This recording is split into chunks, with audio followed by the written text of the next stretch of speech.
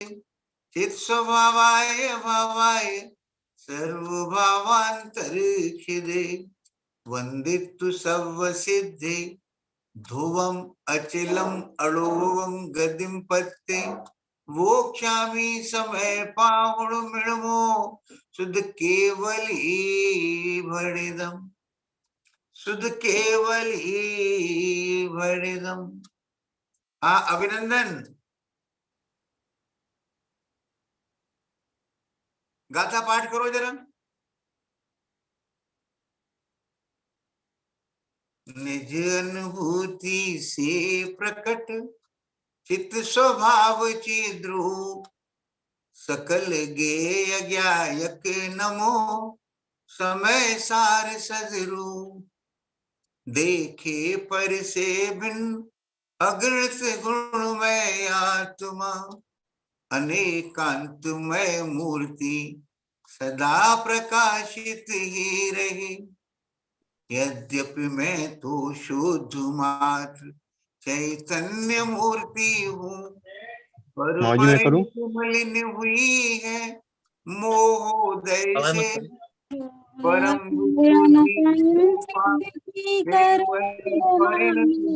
कौन बोल रहा है ये समय प्रावृत कह रहा श्रुत केवली द्वारा कथित सद ज्ञान दर्शन चरित परिणत जीव ही है समय जो कर्म पुद्गल के प्रदेशों में रहे वे पर समय एकत निश्चयगत समय सर्वत्र सुंदर लोक में विसंवाद है पर बंध की कथा वेकत में सब अनुभूति परिचित भोग बंधन की कथा पर से पृथक एकत की उपलब्धि केवल सुलभना निज विभव से एकत ही दिखला रहा करना मनन पर नहीं करना छल ग्रहण यदि हो कहीं कुछ स्खलन। एक मिनट रुको। अपन ने पिछली बार सोनिका कहाँ तक पढ़ लिया था, कुछ याद है? कौन सी कलश या कौन सी गाथा समझाई थी हमने आपको? दादाजी लास्ट टाइम हम लोग बोलो गाथा पाठ कर रहे थे एंड हम लोगों ने ये मुझे वो ब्लैक कलर से जो लिखे होते हैं मुझे याद नहीं आ रहा है बट वो पूरा ब्लैक कर लिया था, रेड से स्टार्ट करना था, 6th वाले से। नहीं अच्छा नहीं उल्टा बोल गए हो तुम। वो ब्लैक वाला एंड हो गया था, रेड वाला 6 से स्टार्ट। आगे बेटा तो इसका मतलब है 3 कलश हो गए थे, पहला कलश, दूसरा कलश और तीसरा कलश। कुछ याद है आपको क्या हुआ था? पहले कलश में ये बताया गया कि तुम समय सार हो। समय सार, समय माने आत्मा और सार माने आत्मा का सार यानी आत्मा का परमात्मा। अपने समय सार में झुकने से, शरीर का झुकना नहीं, आपका जो ज्ञान दूसरी जगह झुका हुआ है वो ज्ञान जब समय सार में नमन करता है, झुकता है। जब वो ज्ञान समय सार में यानी अपने आत्मा के परमात्म स्वरूप में नमन करता है यानी झुकता है, यानी उसको विश्व में सबसे सुंदर, सबसे इंपॉर्टेंट, सबसे ज्यादा आनंदमय मानता है, तो उसका नाम है कि समय सार में नमन करता है। तो उसको आत्मानुभूति होती है, उसको आत्मानुभूति होती है। तो आत्मानुभूति कब होती है? आत्मानुभूति के लिए आपका ज्ञान अपने परमात्म स्वरूप के प्रति झुके। और ज्ञान अपने परमात्म स्वरूप में कब झुकता है? रिमझिम जब आपने अपने को आत्मा माना, मैं आत्मा हूं ये निर्णय किया, मैं अनादि अनंत हूं ये निर्णय किया, आत्मा के परमात्मपने का निर्णय किया, आत्मा ज्ञान का आनंद का भंडार है, ये निर्णय किया। भगवान जैसा आनंद मेरे आत्मा में भरा हुआ है, ये निर्णय किया। और जिस विधि को भगवान ने अपनाया और उस आनंद का निरंतर पान कर रहे हैं मोक्ष में, उस विधि को अपनाने की क्षमता मेरे अंदर भी है। जब अपने को अपने परमात्म स्वरूप का ऐसा विश्वास आता है, तो अपना जो ज्ञान आनंद की तलाश में बाहर घूमता है, वो ज्ञान अपने आत्मा में झुकता है, आत्मा में लगता है, आत्मा में रमता है। और ऐसे जीव को ही आत्मानुभूति होती है। नमय समय साराय स्वानुभूत्या चकास्ते, ये तो रहा संस्कृत में। और यहाँ पर लिख रहे हैं निज अनुभूति से प्रकट। आगे लिख रहे हैं कि ये आत्मा का परमात्मपना कैसा है। तो 3 बातें कहीं इसमें समझ में आ रही है सोनिका? इसमें 3 बातें कहीं। पहली बात, आत्मा है, इसका निर्णय करो। आत्मा त्रैकालिक है, आत्मा शाश्वत है, आत्मा अनादि अनंत, ये निर्णय करो। ये शाश्वत नहीं है, इसका तो नाश होने वाला है। अनादि काल से जितने भी शरीर मिले, उन सभी शरीरों का नाश अनिवार्य रूप से हुआ, लेकिन आत्मा का नाश नहीं हुआ।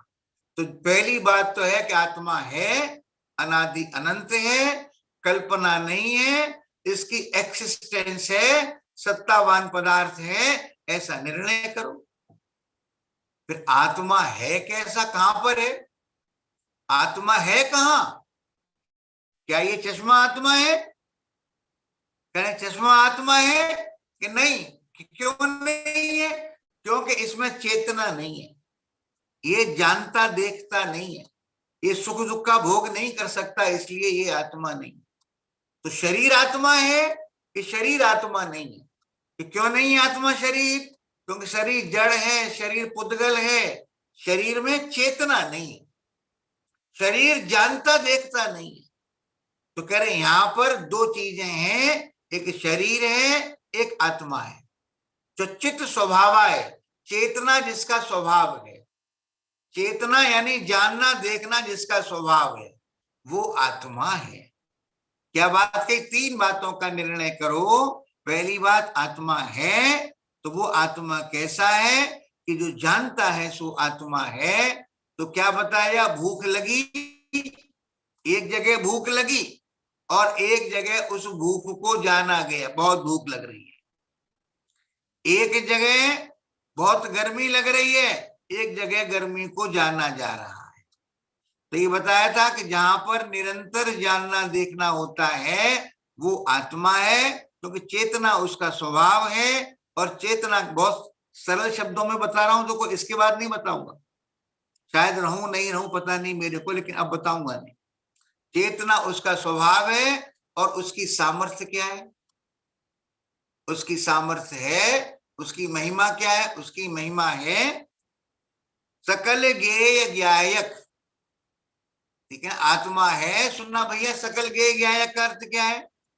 आत्मा है, अनंत गुण वाला है। कितने गुण है आत्मा में?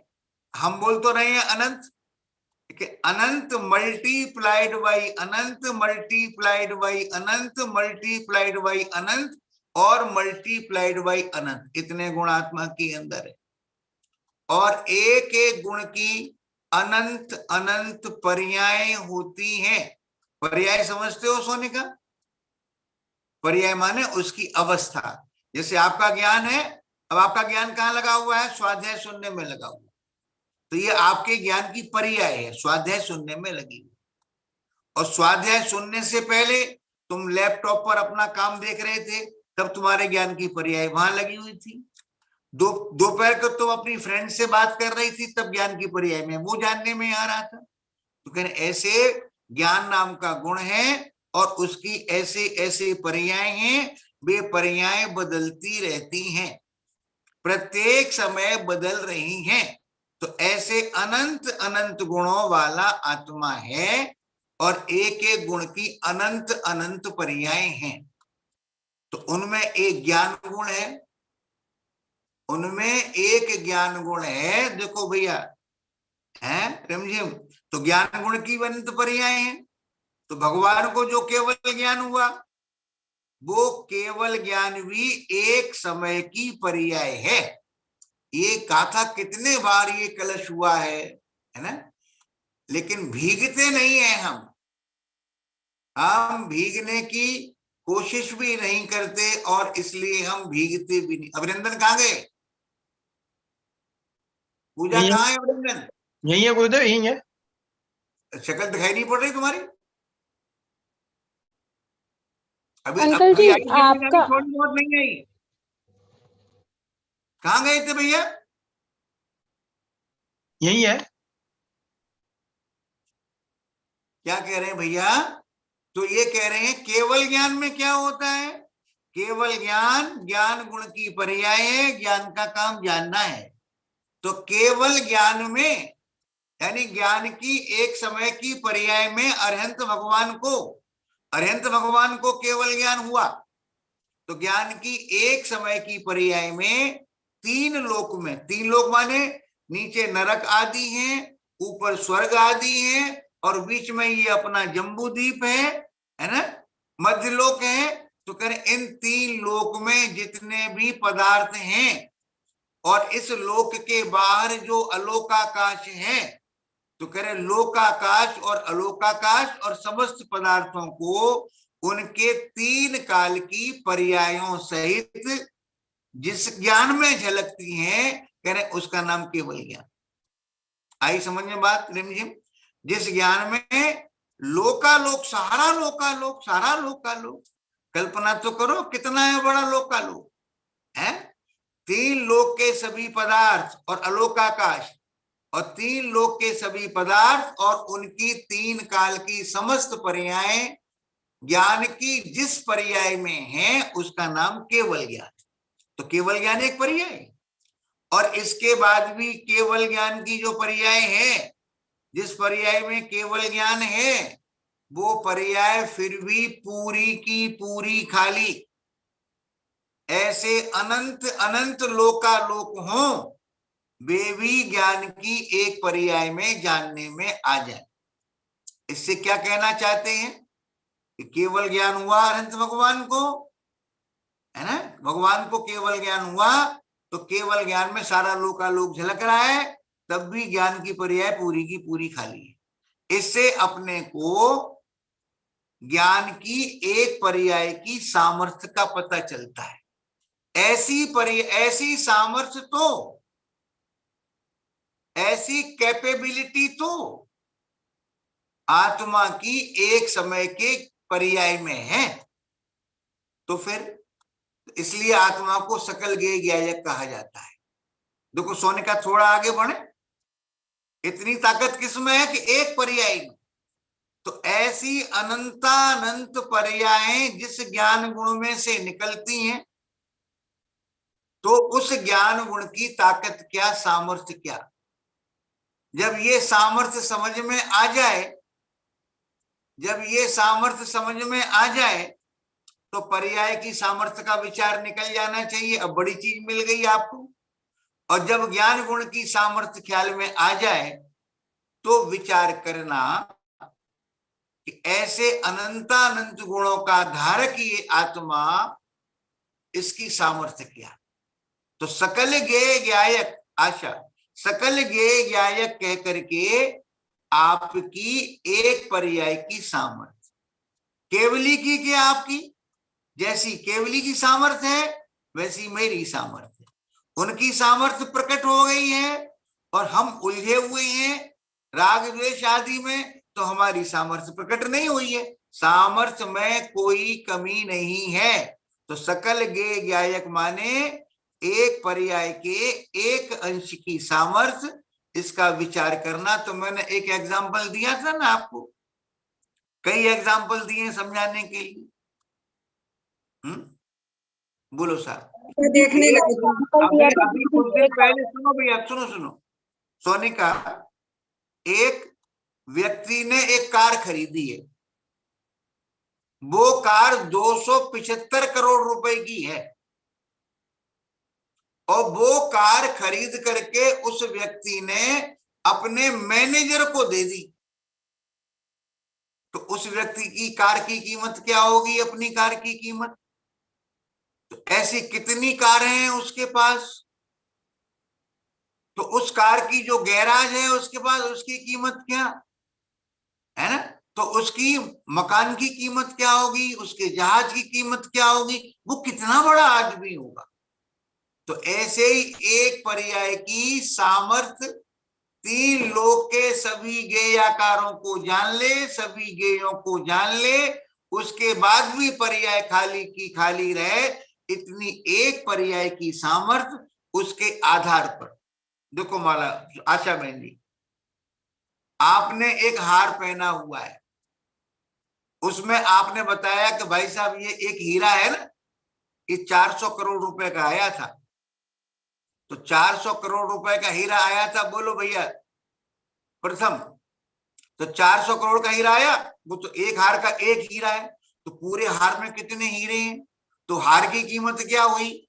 और वो हार आप डेली में पहनते हो, तो जो हार आप फंक्शन वगैरह पर पहनते हो उसकी क्या कीमत होगी? और ऐसे हारों से आपके 10 लॉकर भरे हुए हैं, तो सारे हारों की कीमत क्या होगी?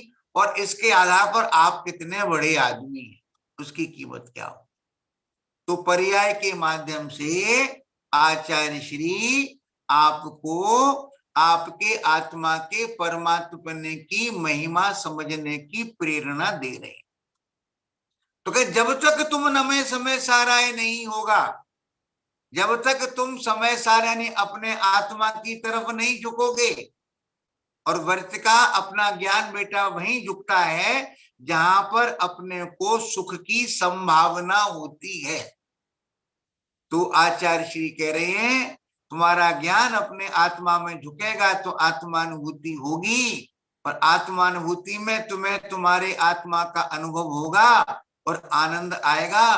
तो प्रभु बताओ तो कि मेरा ज्ञान आत्मा में कैसे झुके, आत्मा के परमात्मपने में कैसे झुके? कि बेटा 3 बातें हैं। पहली बात, अपने आत्मा की सत्ता का निर्णय कर कि मैं हूं, कल्पना नहीं है। आपने सैकड़ों एग्जाम्पल देखे हैं कि शरीर पड़ा रहता, उसकी कोई वैल्यू नहीं होती। क्यों नहीं होती? क्योंकि आत्मा निकल गई। तो वहां पर 2 चीजें थी, एक आत्मा था, एक शरीर था। आत्मा निकल गया, शरीर रह गया। तो आत्मा की सत्ता थी, वो आत्मा कहीं से आया था, इस शरीर में रहा, फिर कहीं चला गया। तो अनादि काल से ऐसे ही है आत्मा। शरीर बदल रहे हैं, शरीरों का जन्म हो रहा है, मरण हो रहा है। आत्मा का ना जन्म होता है ना मरण होता है, आत्मा तो शाश्वत है। इस प्रकार से अपने आत्मा की सत्ता स्वीकार करना, और जब आत्मा की सत्ता स्वीकार हो तो आत्मा में जो परमात्मा है वो भी शाश्वत है। तो वो आत्मा है पहचाने कैसे? कि जहां पर चेतना है, जहां पर जानना देखना है, वो आत्मा है। जो जानता है देखता है वो आत्मा है। शरीर जानता देखता है कि नहीं, तो वो आत्मा नहीं है।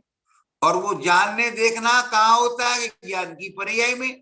तो ज्ञान की एक पर्याय, तो अगर इतना निर्णय करोगे 3 बातों का, तो आपको आत्मा की महिमा आएगी और आएगी। लेकिन कब आएगी? जब इसका चिंतन करके निर्णय करोगे। और जब महिमा आएगी, आत्मा सुख का सागर लगेगा, आनंद का भंडार लगेगा, आत्मा प्रभु लगेगा, तो आपका ज्ञान आत्मा की ओर आए बिना, आत्मा में झुके बिना रहेगा नहीं। तो ये नमय समय साराय हुआ, और इस नमय समय साराय के फल में है ना, आपको आत्मानुभूति ना हो, ऐसा हो ही नहीं सकता। समझ में आई बात कि नहीं आई? ये बात जो पहले मैंने आपको पूरे एक प्रवचन में समझाई थी, ये बात आज मैंने आपको 15-20 मिनट में समझाने की कोशिश करी है।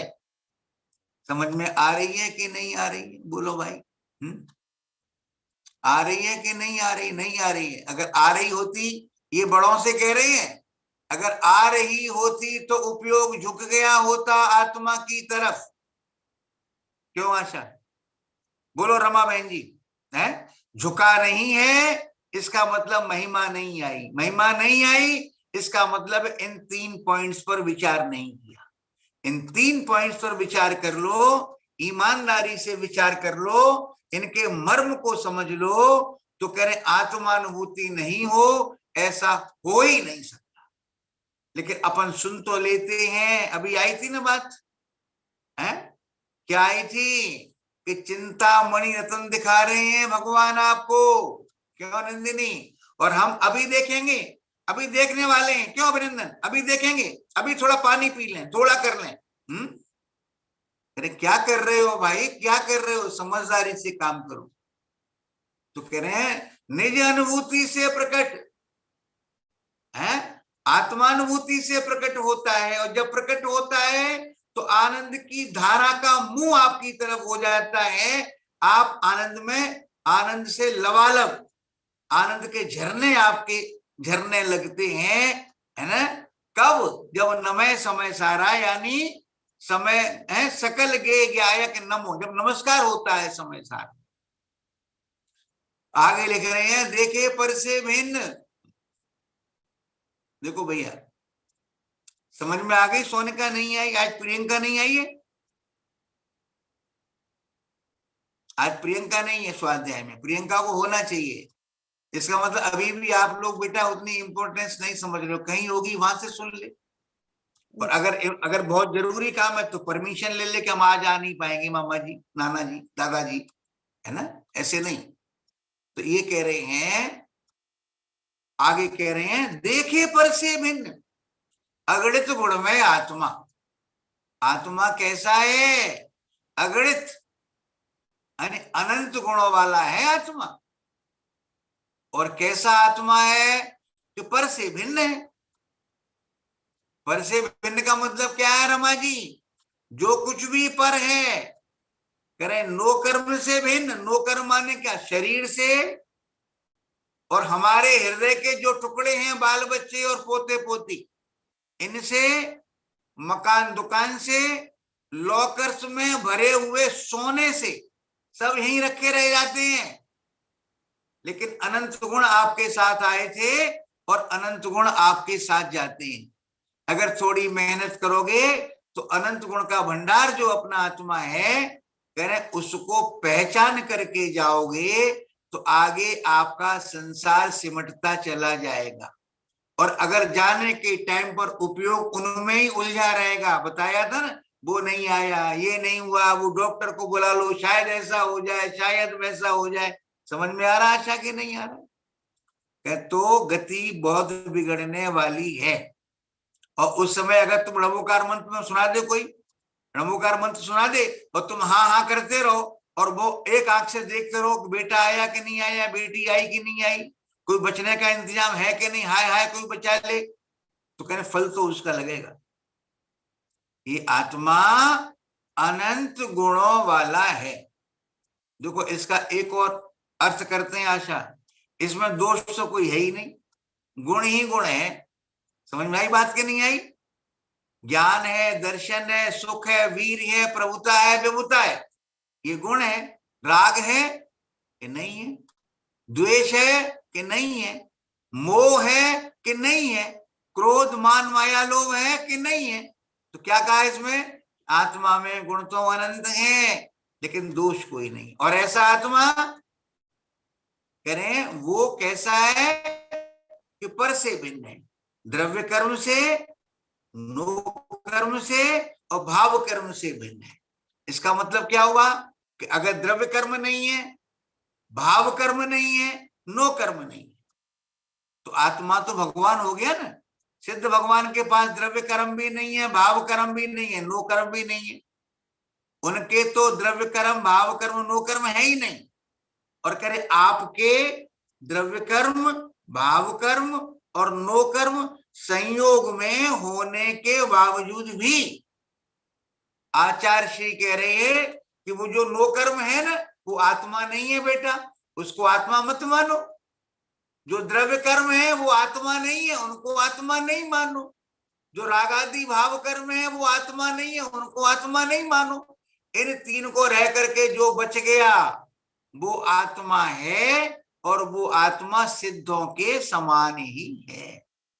तो कह रहे हैं जो आत्मा कैसा है, अनंत गुण वाला है, और कह रहे हैं कि पर से भिन्न है। टोटल हुआ कि ये आत्मा भगवान है, ये आत्मा प्रभु है, भगवान आत्मा है। इसको दिखाती है जो जिनवाणी। ये इस आत्मा का परिचय हमें कौन कराता है? महावीर स्वामी तो चले गए, आचार्य कुंद कुंद तो चले गए, उनकी वाणी है हमारे पास। उनकी वाणी कहाँ है? कि ये शास्त्र हैं। इन शास्त्रों का टोटल नाम क्या है? कि जिनवाणी। तो कर ये जो जिनवाणी है, जो ये आगम है, भगवान की दिव्य ध्वनि थी, है ना।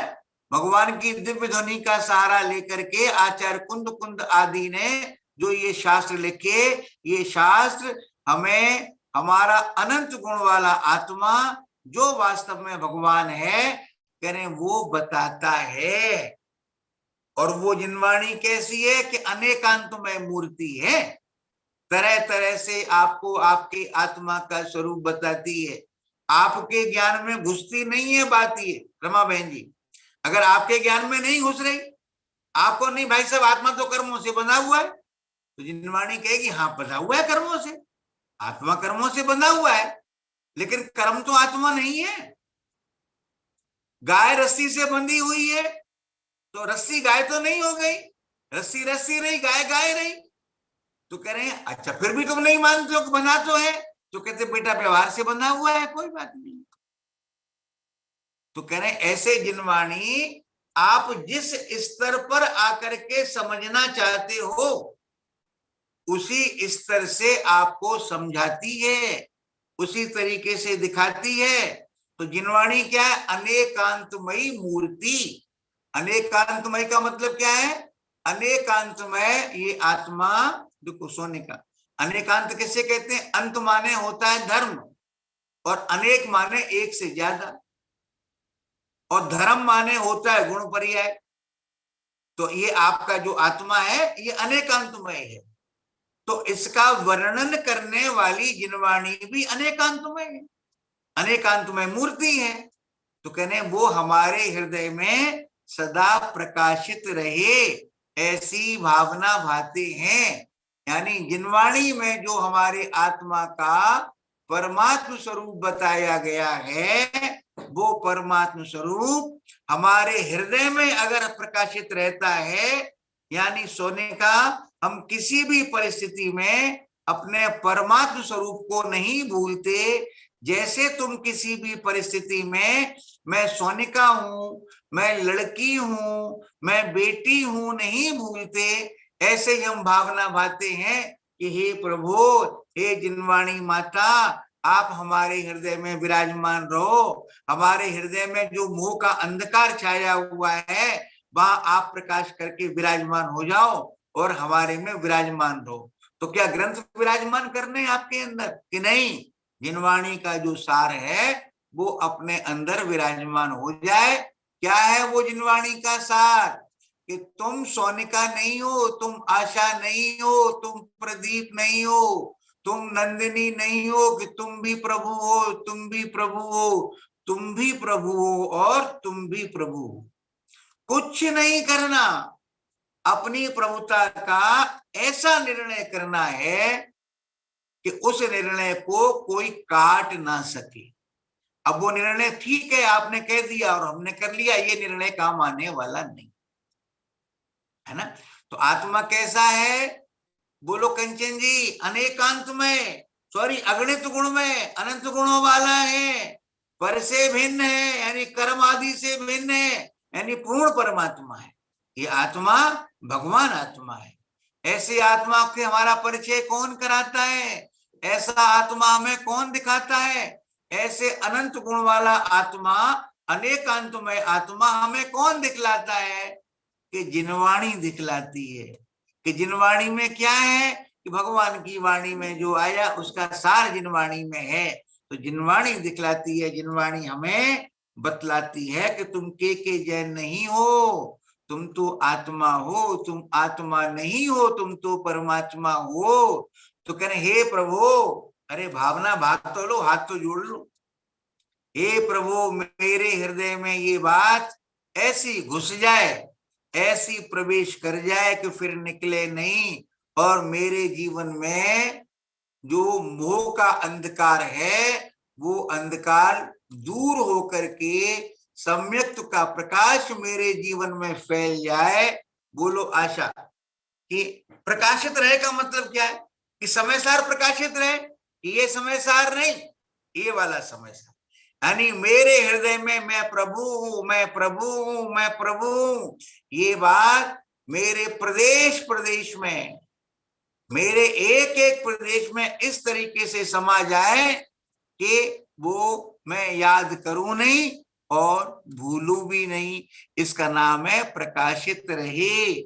देखो भैया, देखे पर से भिन्न। बोलो भैया, कौन करेगा इसका अर्थ? कोई करेगा इसका अर्थ जो मैंने पढ़ाया है वो वाला?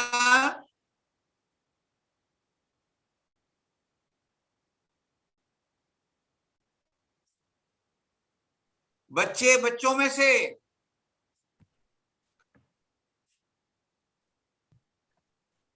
देखे पर से भिन्न, अगणित में आत्मा, अनेकांत में मूर्ति, सदा प्रकाशित ही रहे। तो दोनों कलश समझ में आ गए? बोलो भैया, वर्तिका बोलो, वर्तिका और सोनिका। आगे दादाजी। पहले भी आ गए थे बेटा। रिमझिम समझ में आ रहा है कि नहीं आ रहा है? आधा आ रहा, समझ में अगर आ रहा है, बट मुझे ना कुछ समझना है एक्चुअली। मतलब वो समझना है वो आप देखो। एक मिनट सुनो भैया, सुनो, शांत हो जाओ। ये आवाज कहाँ से आ रही है आपकी? अरे भाई बंद कर लो, ऑडियो बंद करो। अभी भी बंद नहीं हुए ऑडियो। देखो किसका ऑडियो चल रहा है अभी। देखो रिमझिम, अपना सैटरडे को सवेरे 8:15 से 9:15 जिज्ञासा समाधान का सेशन होता है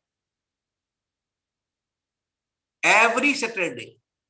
तो आपको जो कुछ भी बात समझ में नहीं आई, फ्राइडे तक हमारे को पोस्ट कर दो आप मेरे पर्सनल उस पर व्हाट्सएप पे, और हम उसको सैटरडे को जिज्ञासा समाधान में लेंगे। तो एक तो पोस्ट कर दो और सैटरडे को बैठो, तो आपकी समझ में वो आ जाएगा जो आपकी समझ में नहीं आया। इसके लिए चाहे वो आपका प्रश्न समय सार का हो, चाहे नियम सार का हो, चाहे मोक्ष मार्ग प्रकाशक का हो, या आपकी कोई और पर्सनल अंडरस्टैंडिंग में कमी हो, उसको हम दूर करेंगे आपकी। अब इससे ज्यादा क्या कह सकते हैं बोलो?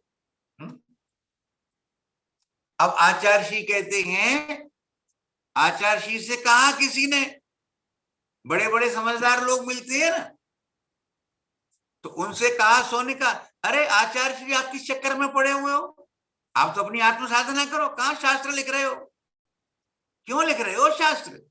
तब वो बता रहे हैं कि मेरा निर्णय है, यद्यपि मैं तो शुद्ध मात्र चैतन्य मूर्ति हूं, ये तो मेरा निर्णय है कि मैं तो चैतन्य मूर्ति भगवान आत्मा हूं। ये मैंने पढ़ करके, सुन करके, समझ करके, चिंतन मनन करके, निर्णय करके, भावना करके और अनुभव करके, अनुभूति करके मेरे को भास गया कि मैं चैतन्य मूर्ति भगवान आत्मा।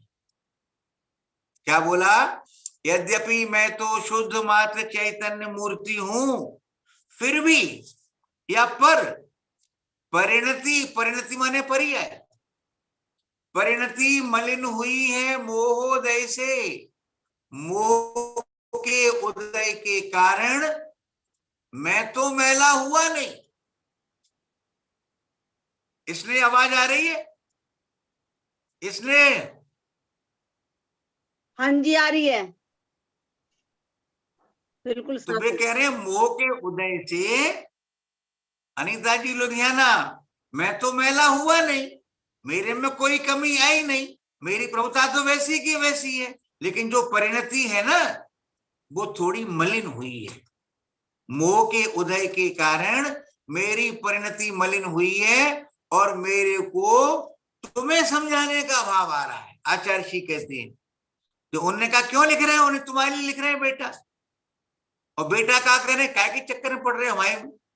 अपना काम करो, स्वाध्याय करो, चिंतन करो, जाओ। वे कह रहे हैं बेटा मेरी परिणति मलिन हुई है महोदय से। मैं देख रहा हूं कि जितने भी ये जीव हैं सब भगवान आत्मा है, सब आनंद के भंडार हैं।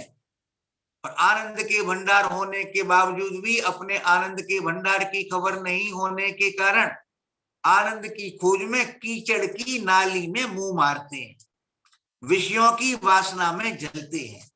तो मेरे को ये आया, मेरे को ये भाव आ रहा है कि किसी तरीके से मैं इनको समझा दूं, इन्हें इनकी प्रभुता का स्वरूप समझा दूं, कैसे ही इनके हृदय में ये बैठा दूं कि तू तो प्रभु है भाई। करें इतना मोह के उदय के कारण इतनी कमजोरी मेरे अंदर है जिसके कारण मेरी परिणति मलिन हो रही। समझ में आ रही सोनिका कि नहीं आ रही? यद्यपि मैं तो शुद्ध मात्र चैतन्य मूर्ति हूं, पर परिणति मलिन हुई है मोहोदय से। तो क्या है? तो कहे खाली तुम्हारे लिए नहीं लिख रहा हूं, इस शास्त्र की रचना करते समय मेरे ज्ञान में भी कहने भगवान आत्मा से संबंधित चिंतन ही चलेगा और ज्यादा चलेगा और सूक्ष्म चलेगा।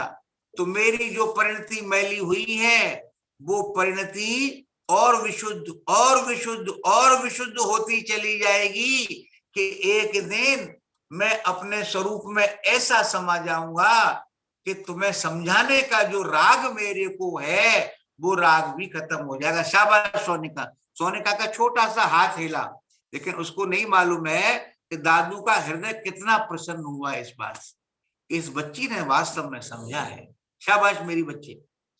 करें तो मेरी भावना क्या है कि समय सार जी की चौथी लाइन, समय सार जी की जो आत्मख्याति नामक टीका मैं लिख रहा हूं, टीका लिखने वाले को लिखने से पहले करें बहुत गहराई से उसका स्वाध्याय करना होता है, समझना होता है, एक एक बात पर विचार करना होता है कि ये विचार करते हुए ये काम जब चलेगा मेरे ज्ञान में तो मैं अपने आत्मा के पास ही रहूंगा और उससे मेरी परिणति धीरे धीरे विशुद्धि बढ़ती जाएगी। धीरे धीरे मेरी परिणति विशुद्ध होते होते एक दिन कंचन सुन लो, कंचन बहन जी सुन लो सुन लो सुन लो, उधर कुछ नहीं रखा है, कुछ नहीं, उधर सब परम विशुद्धि को पावे हुए परिणति मेरी समय सार की आत्मख्याति नामक व्याख्या से समझ में आई बात की नहीं आई? बोलो भैया। अब क्या करें बच्चों, बताओ क्या करें? बोलो भैया, बोलो। अमन क्या कह रहे हो? समझ में आ गई मोहम्मद जी, पूरा दोनों दूसरी और तीसरी दोनों कलर समझ में आ गई। और पहला वाला नहीं आया? पहला वाला भी आ गया, मतलब आपने दूसरा तीसरा पूछे थे ना इसलिए बताया। हाँ देखो भैया, अगर अब भी समझ में नहीं आएगा तो फिर भाई मेरे पास भी आगे मैं थक जाऊंगा। अब देखो क्या होता है। अमन, सोनिका बेटा तुम तो समझ गई, तुम तो छोड़ोगी इन लाइन को। मुझे लग रहा है कि हम जो है ना कई बार लोगों को फोन करते हैं, भाई आप स्वाध्याय में नहीं आ रहे हो, तो उनसे कहते हैं कि पहले आपने स्वाध्याय में आना बंद किया था ना भाई साहब, तो मैंने 4 दिन बाद फोन किया था, फिर आप आ गए, फिर आप बंद हो गए, फिर मैंने आपको 10 दिन के बाद फोन किया, फिर आप 1 आध दिन आए, फिर बंद हो गए, फिर मैंने आपको 1 महीने के बाद फोन किया, अब 4 महीने के बाद फोन कर रहा हूं, फिर मैं थक जाऊंगा, फिर मैं तुम्हें फोन करना बंद कर दूंगा। और ये गारंटी है कि फिर तुम लगोगे नहीं मार्ग में, तुम फोन करने पर ही नहीं लग रहे हो। तो इसलिए देखो तुम्हें बार बार समझा रहे हैं बेटा, कैसे ही समझ जाओ, कैसे ही इतना सुंदर तुम्हारा परमात्मा स्वरूप है, इसको कैसे ही समझ लो। बहुत सरल भाषा में समझाने की कोशिश है। सुमन समझ में आ रही है कि नहीं आ रही है? बोलो सुमन। सारिका समझ में आई कि नहीं आई? अगर अब भी समझ हो जाए, समझ तो आ रही है। आपके पास पुस्तक है, दिखाओ कहाँ है ऐसी पुस्तक। शाबाश। सारिका समझ में आ रही है कि नहीं आ रही? बोलो सारिका जी। हाँ नहीं मामा जी। नहीं आ रही है, नहीं आ रही है। सोनिका समझ लेना, सोनिका सबको समझाएगी अब मेरे बाद। चलिए ऐसा, तो ये तीनों कलश समझ में आ गए। निज अनुभूति से प्रकट चित्त स्वभाव चिद्रूप, सकल गेय ज्ञायक नमो समय सार सद्रूप।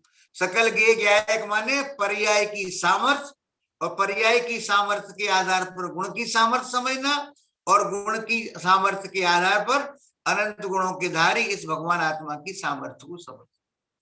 देखे पर से भिन्न अगणित गुण में आत्मा, अनेकांत में मूर्ति सदा प्रकाशित ही रहे।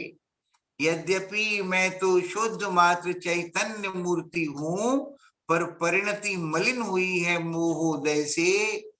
परम विशुद्धि को पावे वह परिणति मेरी, समय सार की आत्म ख्याति नामक व्याख्या से। समझ में आ गई बात आपके में? अब देखो भाई किसकी समझ में आई है, कल इससे आगे चलेंगे अपन। निज निधि निज में बताई ये परम उपकार है, के लिए जिन वाणी माँ को वंदना शतवार है, वंदना शतवार है। हम तो देखो भैया नंदिनी लोगों के पैर छू लेते तैयार है कि तुम सुन लो भाई कैसे, देखिए उनका क्या हाल है बोलो, कह के सुन बोलो बहुत गड़बड़ है, बहुत मामला गड़बड़ है। नमो अरियंताणम, नमो सिद्धाणम, नमो आयरियाणम, नमो उबज्जायाणम, नमो लोई सब साओ।